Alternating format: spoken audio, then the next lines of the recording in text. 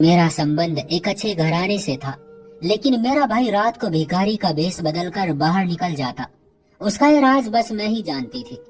एक दिन भाई के जाने के बाद मैं उनके कमरे में गई और कमरे की तलाशी ली तो उनके कमरे से लाखों रुपये निकले। अब मुझे हैरत हुई। अगले दिन मैं भाई के पीछे ही छुपकर निकल गई ताकि मैं देख सकूं कि भाई कहाँ बैठता है जो इतने पैसे लाता है। यूं कुछ दिन बाद मैं भाई को बेहोश करके खुद भिखारी वाला हुलिया बनाकर भाई की जगह बैठ गई।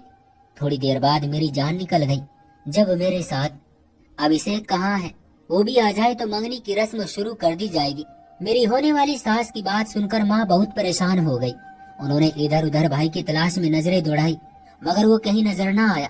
तो फिर 2-3 बच्चों को उनकी तलाश में यहाँ वहाँ भेज दिया। 10 मिनट बाद सब बच्चे ही वापस आ गए। वो बोले अभिषेक भाई तो कहीं भी नहीं है। मेरी होने वाली सास के एकदम ही तेवर बिगड़ गए। वो बोली कि बहन बुरा मत मानिएगा, मगर अब आप 2 औरतों का बड़ा अभिषेक ही है, वैसे खास मौके पर मौजूद नहीं है तो हम क्या समझे। कल को उसकी बहन या बहनोई को किसी तरह की कोई जरूरत पड़ गई तो वो अपनी बहन के सर पर हाथ रखने के लिए आगे बढ़ेगा? हरगिज नहीं। जिसने आज सर पर हाथ नहीं रखा वो आगे भी नहीं रखेगा। मैं तो अपने बेटे की मंगनी ऐसी जगह पर हरगिज नहीं करूंगी जिसके आगे पीछे कोई ना हो। मैं रिश्ता खत्म करती हूँ। उठो बेटा, हमें नहीं करनी है मंगनी संगनी। मैं एकदम हक्का बक्का रह गई थी।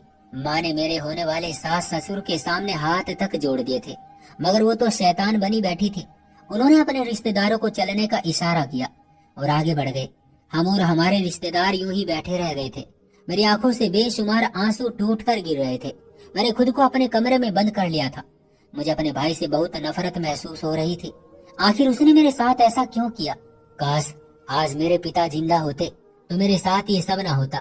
मैं जोर जोर से रो रही थी जब मुझे बाहर से चीखने चिल्लाने की आवाज आने लगी थी। मैं भागकर बाहर निकली तो देखा कि माँ की तबीयत बिगड़ रही थी। उनका ब्लड प्रेशर हाई हो चुका था। मैंने माँ को ब्लड प्रेशर की दवा दी और कमरे में लाकर लेटा दिया। माँ दवा खाकर नींद में थी। मैंने सब रिश्तेदारों को विदा कर दिया और खुद अपनी मंगनी की स्टेज पर आकर बैठ गई थी। भाई मेरी मंगनी पर बहुत खुश थे।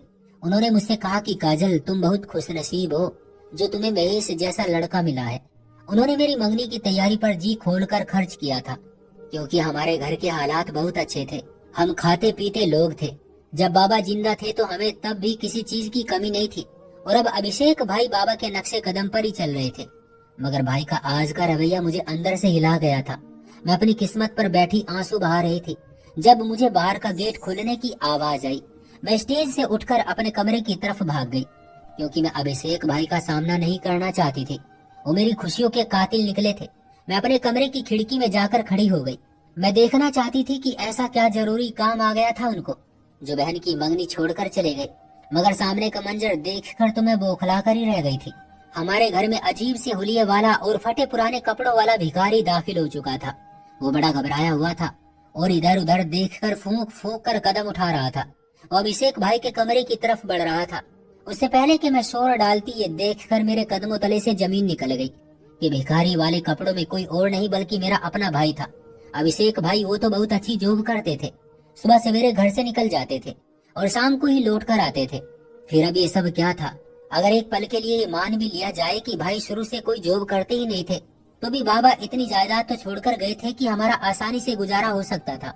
अभिषेक भाई अपने कमरे में बंद हो चुके थे जबकि मैं अजीब उलझन में शामिल हो चुकी थी। आखिर ये सब जो मैं अपनी आंखों से देख चुकी थी ऐसा क्यों हुआ? मेरा भाई भिखारी वाले कपड़ों में क्यों था? मैंने सोच लिया था कि भाई से पूछ कर ही रहूंगी। सुबह माँ सोकर उठी तो उनकी तबीयत कल से बेहतर थी मगर उनके पूरे जिस्म पर सोग के बादल छाए हुए थे। वो मुझसे बोली कि काजल, जाकर अभिषेक को बुलाकर ला। मैं भाई के कमरे में गई तो मैं ये देख कर हैरान रह गई कि सामने ही भीख मांगने वाला कटोरा पड़ा था। उसमें काफी सारे सिक्के और कुछ फटे पुराने नोट पड़े थे जबकि भाई बेखबर सो रहा था। मैंने माँ को बताया कि भाई तो अभी सो रहे हैं। माँ खामोश हो गई थी जबकि मेरा दिमाग अभी तक भाई की तरफ ही लगा हुआ था। आखिर उन्हें ये सब करने की क्या जरूरत आ पड़ी थी? मैंने माँ से भी ये बात छुपा ली थी। मैं नहीं चाहती थी कि माँ को इस बात का पता चले और वो ज्यादा परेशान हो जाए। मैं माँ के पास बैठ गई तो वो मेरे गले लगकर रोने लगी और बोली अभिषेक ने अच्छा नहीं किया, मैं उसको कभी माफ नहीं करूंगी। तभी भाई की आवाज सुनाई दी। वो बोले क्यों, मुझसे ऐसी कौन सी गलती हो गई है जो आप मुझे भी माफ नहीं करेंगी? माँ ने मुझे एक झटके से खुद से अलग किया और उठकर खड़ी हो गई और बोली, अभिषेक तुम कल रात कहाँ गए थे? अभिषेक भाई के चेहरे से हवाएं उड़ गई थी। वो थूक निगल कर बोले कि कहीं कहीं नहीं माँ। क्यों, क्या हुआ? माँ हंसकर कहने लगी और बोली, कहीं नहीं गया था मेरा बेटा, तुम तो यही थे। बस हम सबकी आंखें खराब हो चुकी थी जो हम तुम्हें देख न पाए। तुम जानते हो कल क्या हुआ? काजल को अंगूठी पहनाई जाने वाली थी। जब उसकी सास को तुम्हारी गैर मौजूदगी का ख्याल आया तो उसने रिश्ता ही खत्म कर दिया और वो मेरी बेटी को पूरी बिरादरी में बदनाम करके चली गई। भाई तो हैरान ही रह गए थे। फिर बड़ी देर बाद बोले कि मुझे महेश से हरगिज ऐसे काम की उम्मीद नहीं थी, वो तो बड़ा समझदार लड़का था। माँ तन कर बोली कि मुझे भी तुमसे ऐसी हरकत की उम्मीद नहीं थी। समझदार तो मैं भी तुम्हें बहुत समझती थी। अभिषेक भाई खामोश रहे थे। इसका मतलब ये था कि वो इस बात को छुपाना चाहते थे कि वो कल रात कहाँ थे। मैंने अपनी मंगनी टूटने के गम को ये सोचकर सह लिया था कि जो लड़का मेरे लिए शादी से पहले स्टैंड नहीं ले सका वो शादी के बाद क्या लेता। आज मंगनी टूटी है, कल शादी भी टूट सकती थी। माँ को भी मैंने समझा बुझा दिया था। मैंने माँ के कान में ये बात डाल दी थी कि वो पहले अभिषेक भाई की शादी कर दे, शादी के बाद ही उनमें थोड़ी सी जिम्मेदारी पैदा होंगी। मैं अभिषेक भाई के कामों पर बहुत गहरी नजर रखे हुए थी। ऐसा होता कि हर शाम भाई हमारे साथ ही बैठकर रात का खाना खाते, फिर गुड नाइट कहकर अपने कमरे में सोने के लिए चले जाते थे। जब मेरी और मम्मी के कमरे की लाइट बुझ जाती तो भाई भिखारी वाला भेष बदलकर घर से बाहर निकल जाते। अब ये उनका हर रोज का काम बन चुका था। भाई तब वापस आते जब रात बहुत गहरी हो चुकी होती थी। मैं जाग कर उनका इंतजार करती रहती थी। मुझे इस बात का बहुत ज्यादा अफसोस था कि मेरे भाई ने मेरे बाप का नाम मिट्टी में मिला दिया था। मेरे बाबा का नाम पूरे खानदान में बहुत इज्जत के साथ लिया जाता था। हमारे हालात पूरे खानदान में सबसे अच्छे थे। लेकिन न जाने अब भाई को क्या सूझी थी कि वो भिखारी वाला भेष बदलकर भीख मांगने के लिए चले जाते थे। मैंने भाई के कपड़ों की तलाशी भी ली थी, उसमें काफी पैसे पड़े होते थे। मुझे बहुत फिक्र हो रही थी। मेरी ये सोच कर ही जान जाती थी कि कहीं मेरा भाई किसी मुसीबत में तो नहीं फंस गया। लेकिन फिर ख्याल आता कि कैसी मुसीबत, उसके आगे मैं कुछ सोच न पाती थी। मैंने सोच लिया था कि भाई का राज पता करके ही रहूंगी। इसलिए अगले ही दिन भाई जैसे ही काम के लिए घर से निकले, मैं माँ से बोली कि भाई के कमरे की सफाई करने जा रही हूँ। माँ ने मना कर दिया और बोली, नौकरानी है ना, वो खुद ही कर लेगी अभिषेक के कमरे की सफाई। ये ना हो तुम उसकी कोई चीज उठाकर आगे पीछे रख दो तो उसने मेरी जान को आ जाना है। तुम जानती तो हो कितना बहमी है, अपने किसी चीज को हाथ लगाने नहीं देता। उसने तो ये भी कह रखा है कि मम्मी और काजल मेरी चीजों को हाथ मत लगाया करो। माँ की बात सुनकर मैं एकदम चौंक गई। भाई ने सचमुच मुझ पर और माँ पर अपने कमरे में जाने पर पाबंदी लगा रखी थी और ये कोई छोटी बात नहीं थी।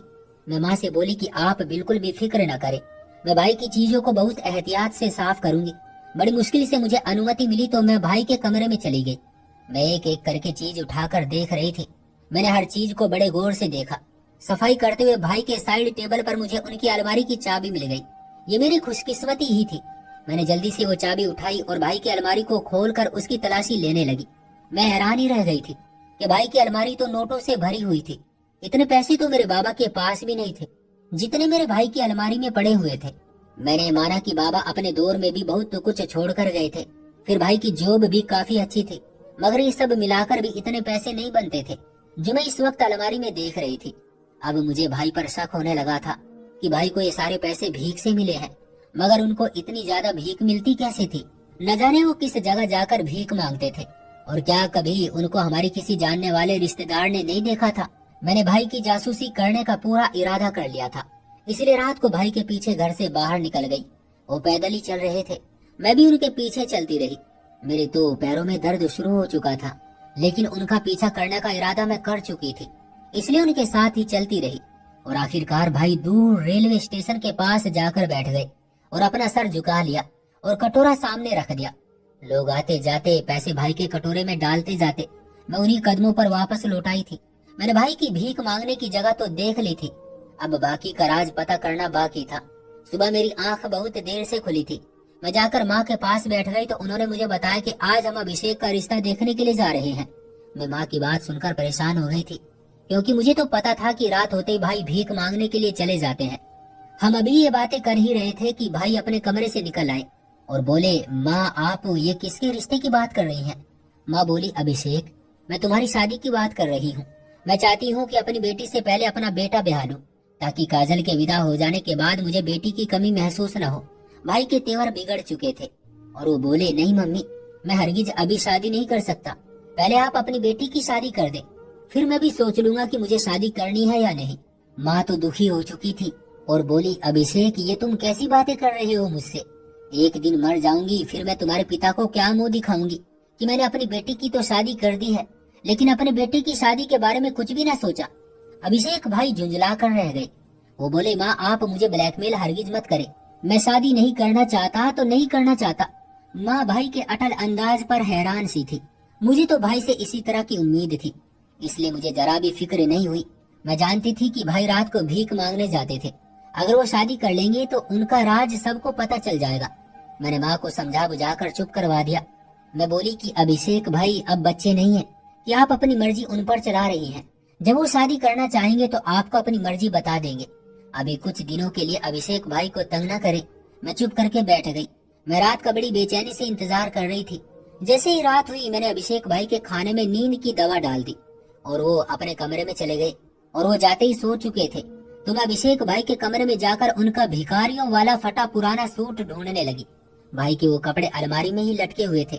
मैंने जल्दी से वो कपड़े पहने और खुद उस जगह पर जा पहुंची जहाँ मैंने भाई को भीख मांगते हुए देखा था। मैं भी स्टेशन के पिछली तरफ जाकर बैठ गई और उनकी तरह ही सर झुका लिया। अभी मैं चारों तरफ को देख ही रही थी कि अचानक मुझे मेरी कलाई पर मजबूत से हाथ का दबाव महसूस हुआ। मैं बहुत घबरा कर रह गई थी। मैंने जल्दी से सर उठाकर देखा तो सामने पुलिस की वर्दी में 2 आदमी खड़े थे। वो मुझे घूर कर बोले कि चलो आज तुम्हारा बुलावा आ ही गया है, अब तुम जेल में सड़ोगे। मैं बहुत डर चुकी थी क्योंकि मुझे आज से पहले कभी भी ऐसे हालात का सामना नहीं करना पड़ा था। मैं रोने लगी थी। मैं बोली, मेरा क्या कसूर है, भीख मांगना जुर्म तो नहीं है। वो पुलिस वाला हंसकर बोला, तुम हमारे साथ थाने चलो, फिर तुम्हें तुम्हारे सारे जुर्म भी गिनवा देंगे। उन्होंने लेडी पुलिस को बुलवाया और मुझे हथकड़ियां लगाकर अपने साथ थाने ले गए थे, जबकि मेरा रो रो कर बुरा हाल हो चुका था। मैं ये सोच रही थी कि आखिर मेरे साथ ये सब क्या हुआ। पुलिस आकर मुझसे पूछताछ कर रही थी, जबकि मेरे मुंह से एक ही शब्द निकल रहा था कि मैं कुछ भी नहीं जानती। थोड़ी देर बाद ही एक जवान एसएचओ आ गया और बोला कि अब तुम पकड़ी गई हो, अब रोने से तुम बच नहीं पाओगी। सच सच बता दो कि तुम किसके कहने पर वो ड्रग्स बेचती थी। मैं तो एसएचओ की बात सुनकर दंग रह गई थी। मैं बोली, मैं कुछ भी नहीं जानती, मैं आज पहली बार ही मांगने के लिए आई थी। मेरी बात सुनकर वो हंसने लगा। वो बोला कि तुम मुजरिम जितने भी समझदार हो, पुलिस की होशियारी तक नहीं पहुंच सकते। मैं तुमसे जो सवाल करता हूँ बताती जाओ। लेकिन मैंने बोलने से मना कर दिया तो वो ये कहकर चला गया कि बाकी की पूछताछ सुबह होगी। मैं अपने घर के हालात को सोच सोच कर रोती रही थी और ऊपर वाले से प्रार्थना करती जा रही थी कि वो मुझे मुसीबत की इस घड़ी से बचा ले। मैं सोचकर ही परेशान हो रही थी कि जब उनको पता चलेगा कि उनकी बेटी थाने में है तो उन पर क्या गुजरेगी, पापा की आत्मा को कितनी तकलीफ पहुंचेगी। सुबह हुई तो एसएचओ एक बार फिर मेरे पास आया और बोला कि अब सच सच बताओ कि तुम किसके कहने पर वो ड्रग्स बेचती थी। मैं रोने लगी और मैंने उनके सामने हाथ जोड़ दिए। मैं बोली, मैंने कोई जुर्म नहीं किया, मैं जिंदगी में पहली बार भीख मांगने के लिए घर से बाहर निकली थी। तो मुझे छोड़ दो, नहीं तो मेरी बहुत बदनामी हो जाएगी। न जाने उस पुलिस वाले के दिल में क्या आया। उसने मुझे कहा कि ठीक है, मैं तुम्हें जाने देता हूँ, तुम आजाद हो। बल्कि वो तो ये भी बोला कि मैं तुम्हें अपनी गाड़ी में तुम्हारे घर छोड़कर आता हूँ। मैंने उसके साथ जाने से मना कर दिया क्योंकि अगर मैं उसकी गाड़ी में जाती तो मेरी बदनामी हो जाती। इसलिए मैंने कहा कि मैं रिक्शे से ही घर चली जाऊंगी। उसने मुझे अनुमति दे दी तो मैं थाने से बाहर निकल आई और मैं रिक्शे में बैठकर चली गई। हमारे घर तो शोक फैला हुआ था, जैसे किसी की मृत्यु हो गई हो। मैंने जब दरवाजा खोला तो माँ भाई के कांधे पर सर रख कर रो रही थी। मैं आगे बढ़ी तो माँ मुझे देखकर भागकर मेरे पास आई और उन्होंने मेरे मुंह पर थप्पड़ों की बरसात कर दी। वो बोली, काजल तुम रात भर कहाँ गई थी, अपने बाप का नाम मिट्टी में मिलाकर आई है। मैं रोते हुए बोली, माँ मैंने कुछ भी गलत नहीं किया, मैं आपको अभी सारी सच्चाई बता देती हूँ। माँ, जिस रात मेरी मंगनी थी मैंने भाई को भिखारी वाला भेष अपनाकर घर में आते हुए देखा था। मुझे भाई पर शक हुआ कि वो न जाने क्या कर रहे हैं, इसलिए मैं उनका पीछा करती रही। जब मुझे पता चल गया कि भाई किसी जगह जाकर भीख मांगते हैं तो उनका राज पता करने के लिए मैंने भाई के खाने में नींद की दवा मिला दी और खुद उनकी जगह पर रेलवे स्टेशन के पीछे बनी जगह पर भीख मांगने के लिए चली गई। मुझे वहाँ गए हुए कुछ ही देर हुई थी कि वहाँ पर पुलिस ने छापा मार दिया और मुझे गिरफ्तार करके जेल में बंद कर दिया। पुलिस स्टेशन में मुझसे सारी रात पूछताछ होती रही कि मैं किसके कहने पर ड्रग्स बेचती थी, लेकिन उनको जब कोई सबूत न मिला तो उन्होंने मुझे छोड़ दिया। मैं रोती चली जा रही थी। फिर मैं बोली, भाई आप मुझे सब सच बता दे, आप भेष बदलकर वहाँ पर क्या करते थे? पुलिस ने मुझसे किस तरह के ड्रग्स के बारे में सवाल किया था। भाई की आंखें एकदम ही आंसुओं से भर गई थी। वो बोले, माँ मैं आज आपको अपनी सच्चाई बताने जा रहा हूँ। आप जरा हौसले से सुनिएगा।